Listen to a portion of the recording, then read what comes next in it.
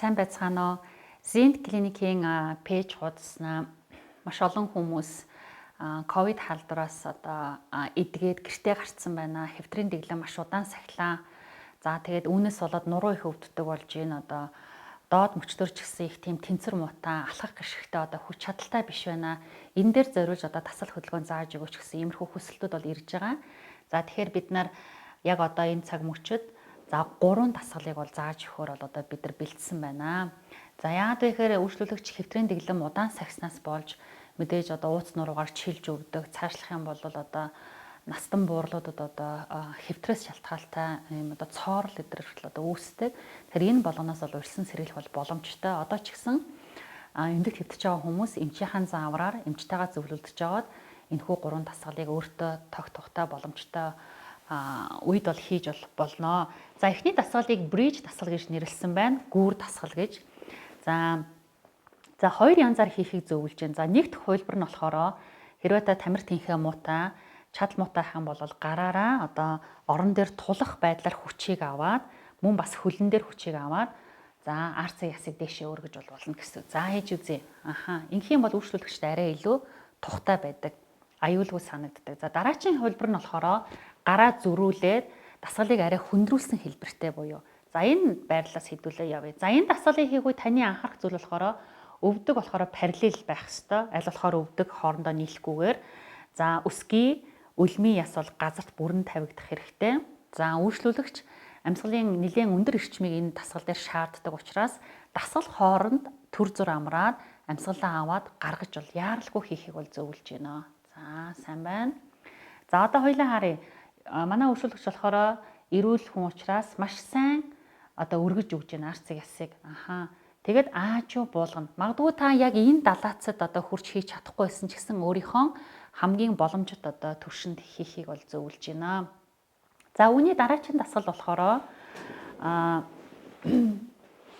үзэг ясан дээр бэхлэгддэг 3 булчин байна. Том булчин, макс, тэгээ медиум, минимум гэсэн. За энэ булчингийн зорилт хэсэг нь болохоор яг энэ глютес медиус энэ булчин руу таргет хийж гэн гол байгаа бол авж байгаа дунд булчин дээр. За та хажуу тийшээ харсан байдлаар хүлээж агаараа дасгалаа хийхээс өмнө хөлийг жоохон ит хэлэх хэлбэртэй арыг жоохон нуулаад.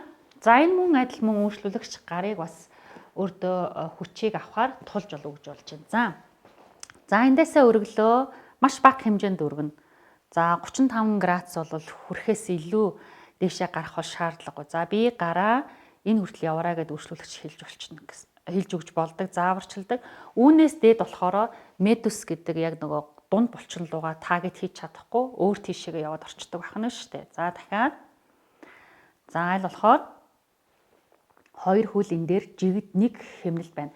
За иймэрхүү дасгалуудыг яагаад хийлгэж ийн вэ гэхээр ер нь бол үл ашиглах хам шинж гэж нэрлэж байгаа хэвтрийн дэглэмд удаан хугацаанд байснаас болоод эсвэл хөдөлгөөнийг хорсноос шалтгаалаад доод мөчт нь дээд мөчт буюу гарыг бодох юм бол хамаагүй илүү булчингийн хүчний алдагдалт илүү их өртдөг байна. Тийм учраас бид нар энэхүү дасгалыг бол хийхийг бол зөвлөж байна. Яагаад вэ гэхээр булчингийн масс эхний 1-2 хоногтой огт хөдөлгөөнгүй байх үед жингийнхаа алдагдал харьцангуй айгу удаан байснаа 3 дахь хоногоос илүү эрчимтэй явагдаад за 10 хоног огт хөдөлгөөнгүй байх үед нийт булчин жингийнхаа 50 орчим хувийг хүртэл алдах ийм эрсдэлтэй бол байна. За 3 дахь дасгал болохоор үйлчлүүлэгч нар маш сайн мэддэг бид нар ихэнх олон нийтийн сүлжээн дээр ууртаа муур хэмээх дасгал байна. Нэрлдэг. За гараа та жоохон хойш тавьчих. Хэрэв би энэ үйлчлүүлэгчийг хажуунаас нь харах юм бол яг ингээд гоё юм тэгшхэн хайрцаг шиг ийм хэлбэр үүсгэн. За хөлний байрлал энд ингэж тавигдана. Өвдөгний хоорондох зай, гарны хоорондох зай 2 ижил төвшин байвал болно. За энэ дээр бид нар арцаг ясыг дээш нь бүхтэлглөө. Эрүүгээ цээжиндээ хүрэх гэж оролдоно. Эсрэгээрээ маш сайн хотоох гэж үзнэ. Дээшээгээ нэлээд сайн гэрлийг харна гэсэн таазыг. Сайн байна. Дахиад хийлээ. Зүйтэй. Эргээгээд хотооно. За энэ дасгалыг бас зөв хийж байгаа эсхийг бид нар хажууд нь яаж шалгаж болдог гэхээр жижигхэн аяганд цаас аяганд байсан ч болно шүү дээ. Үйлчлүүлэгчийн анхаарлыг төвлөрүүлэхийн тулд аяганд усыг за бити хийгээрээ дасгалаа. За ингээд тавьсан байна гэж бодъё. За энэ удаа яг шилэн яг учраас би ингээд тавьчих. Аль болохоор энэ аягийг хөдлөхгүйгээр дасгалыг буюу дотор нь одоо юу гэдгийг ус хийцсэн бол усыг цалгиж асахгүйгээр дасгалыг хийвэл та яг зөв хийж гинэ гэсэн дараагийн дасгал дээр энэ хийн шүү. Паг маань нөгөө гар хөлөө зөрүүлдэг дээр. За хоёлаа үзье. Нэг хөл хоошоо өвлөө. Гар орж ирлээ. Сайн байна. За сольби. Аль болохоор л мэдээж бүрэн одоо унгаахгүй байна гэж бол хэцүү ах л да ингээд хийн гэсэн. Сайн байна. За дахиад хийж үзье. Толгоогоо жоохон доошоо харсан байдалтай. Толгоогоо жоохон доош нь болгоод. Доош. Зүйт. Дахиад. Өөрөөр хэлбэл яг энэ өвзөг хэсгээр энэ ууц нуруунд дээр гараа тавьж өгч болно. Эсвэл өөр ямар нэгэн бичиг тавьж өгж байгаагаар анхаарлыг илүү тэр хэсэгт бол одоо хандуулж гинэ гэсэн.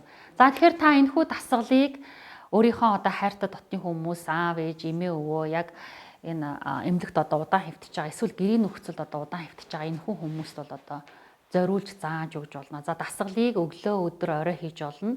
Нэг удаа хийхдээ магадгүй 10-аас 20 удаа. Тэгээ тухайн үйлчлүүлэгчээс асуун тань дотор муухай оргих шинж байна уу? Унах бэртэх одоо эрсэл байна уу? Толгоо эргэж гин үү? Цээж давчж гин үү гэх мэтлэнгээр. За тэгээ мөн амьсгалыг одоо авах гаргах энэ хувилбарыг бол маш сайн зааж өгөх хэрэгтэй. Ингээд анхаарал хандуулсан та бүхэнд баярлалаа.